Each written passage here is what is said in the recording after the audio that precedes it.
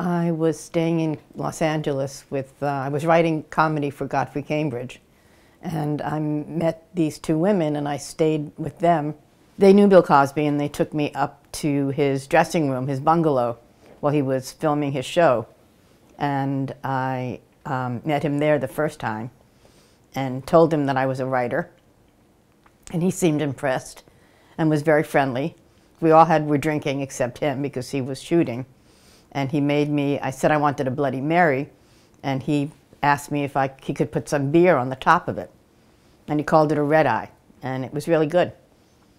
And then I went back a few more times and then visited him on the set. He asked me if I would write some material with him after he was finished shooting that night, and we went up back to the bungalow, and he made me a red eye. And we started working, and the next thing I remember was waking up on the couch with him taking my clothes off. Well, I thought very quickly, and I thought I was really going to be smart to avoid this from happening, because I knew obviously what was going on. And I told him that I had an infection, and that if he had sex with me, his wife would get it, and she would know that he had an extramarital affair. So I thought I was really clever, but I wasn't. He instantly forced himself on me and made me have oral sex with him, which to me was more horrific than just a regular rape. I didn't tell anybody about this. I didn't want to tell my parents. I didn't want to get them angry. I didn't want to get them upset. About a month after that, I was back at home with my parents, and he called up.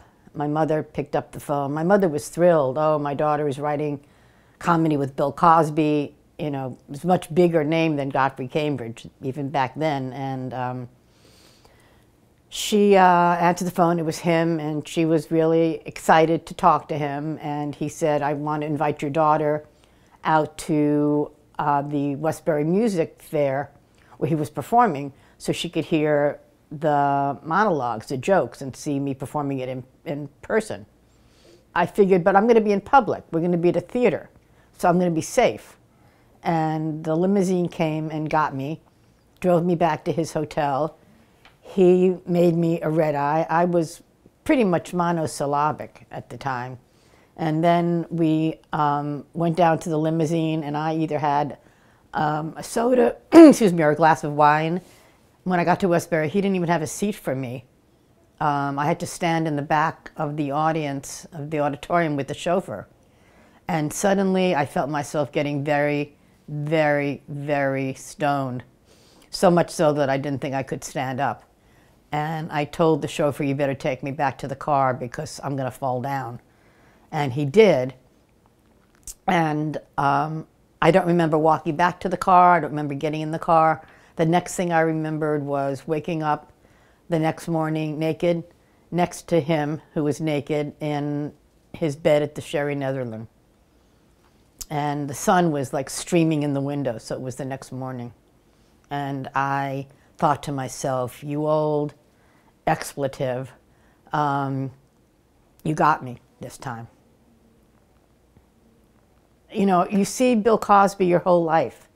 And every time you see him, he's winning more and more accolades and getting more and more, you know, presidents admire him, and Oprah Winfrey, you know, people that I respect have no clue what the man is really like.